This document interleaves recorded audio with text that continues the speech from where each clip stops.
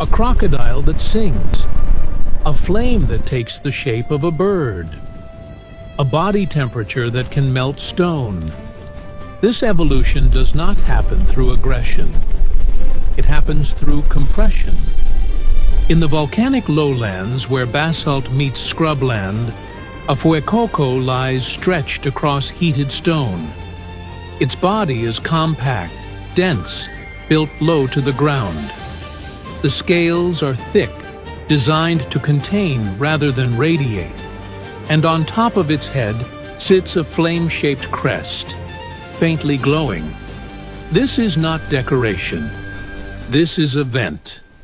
Fuecoco generates fire internally, not in a stomach, not in lungs, but distributed throughout its core and specialized cells that metabolize at extreme temperatures.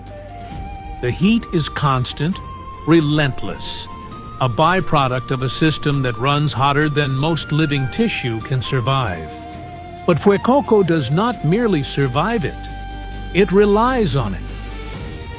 Fuecoco moves slowly, deliberately, conserving energy in a body that is already expending tremendous resources just to maintain equilibrium. It basks for hours. It waits near geothermal vents, near sun-warmed rocks, absorbing external heat to reduce the metabolic cost of generating its own. It appears lazy. It is not. It is efficient. When it does move, the motion is unhurried but forceful. The legs are short and powerful, built for stability rather than speed. It digs into loose soil, creating shallow depressions where heat from below rises to meet it.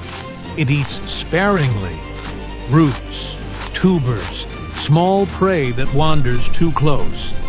Most of what it consumes is converted directly into thermal energy. The flame that escapes from its head crest is inconsistent, sometimes steady, sometimes erratic. The system is functional but unrefined. Energy leaks. Heat dissipates into the environment. The Fuecoco's body has not yet learned to hold everything inside, but it is learning. The internal temperature climbs steadily as the body thickens with muscle and heat-resistant tissue. The crest glows more intensely, yet flames emerge less frequently. Energy that once scattered into the air now compresses inward, consolidating into something denser and more permanent. What emerges is heavier, slower, built to contain rather than release. Crocodile igniceps, the fire croc Pokémon. The body has expanded to over 3 feet in height and nearly 70 pounds in weight. The torso is broader, the limbs thicker. But the most significant change is internal. The distributed heat cells have consolidated into a centralized core, a furnace-like structure deep within the chest cavity, radiating outward in controlled waves. The temperature here exceeds 400 degrees. The surrounding tissue has adapted to insulate rather than conduct. Atop its head sits a nest of solidified fire, and cradled within is a glowing amber egg as a storage. The egg is a physical manifestation of accumulated fire energy, heat compressed into tangible form. Crocodile no longer vents excess energy wastefully. It consolidates it, shapes it, holds it. Movement becomes even slower. The added mass requires more effort, more deliberate coordination. Crocodile does not run. It walks with the weight of something carrying a furnace inside itself. Because it is. Feeding becomes less frequent, but more substantial. It targets higher-calorie prey, consuming in large quantities and then remaining motionless for days as the energy is processed and converted. The metabolic efficiency has improved drastically. What once required constant intake now requires only periodic replenishment. The behavior shifts as well. Crocolore is no longer passive. It establishes territory. It does not defend it aggressively, but it does not yield.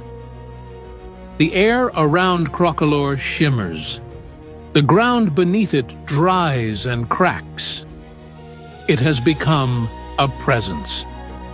The furnace continues to build as the amber egg glows brighter, pulsing with compressed energy that has nowhere left to go. The body has reached its limit of containment, and pressure accumulates not in bursts, but in a slow, inevitable crescendo. The fire demands more than storage. It demands expression. What emerges is built for dominance through heat alone. Skeledirge Pyromortis, the singer Pokémon. Skeledirge stands 5 feet 3 inches tall and weighs over 700 pounds. The mass is not excess. It is necessary. Every ounce serves the furnace.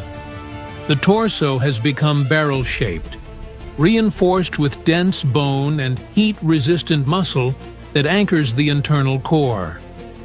The legs are thick and powerful, built to support immense weight rather than provide speed. The tail has grown heavier, serving as both counterbalance and anchor when the body settles into position. The posture stays low to the ground, body horizontal, quadrupedal, but the mass has transformed it. This is no longer a creature that moves quickly. This is a creature that anchors itself and radiates dominance through heat alone. The amber egg is gone. In its place, at the tip of the snout, burns a flame. But this flame is not formless. It holds shape, wings, a beak, a body barely distinguishable but unmistakably avian, a bird spirit composed entirely of fire. This is not symbolic. This is overflow. Skeledirge vocalizes, not the clicks of Fuecoco, not the silence of Crocolore. It sings, deep, resonant tones that originate from chambers within the chest cavity. The frequency is precise, calculated to harmonize with the thermal oscillations of the furnace. When Skeledirge sings, the flame bird brightens. The heat intensifies. The air pressure warps. Skeledirge does not pursue. It does not chase. It anchors itself and waits. The heat radiating from its body creates a zone of exclusion, air too thick to breathe, ground too hot to stand on. Those that enter do not retreat. They collapse. Territory is not claimed through aggression. It is claimed through presence. This is the end point of thermal evolution. Not explosion, not frenzy, but compression taken to its absolute limit. Fire so controlled it sings. Heat so regulated it takes form. Power so complete it requires no proof.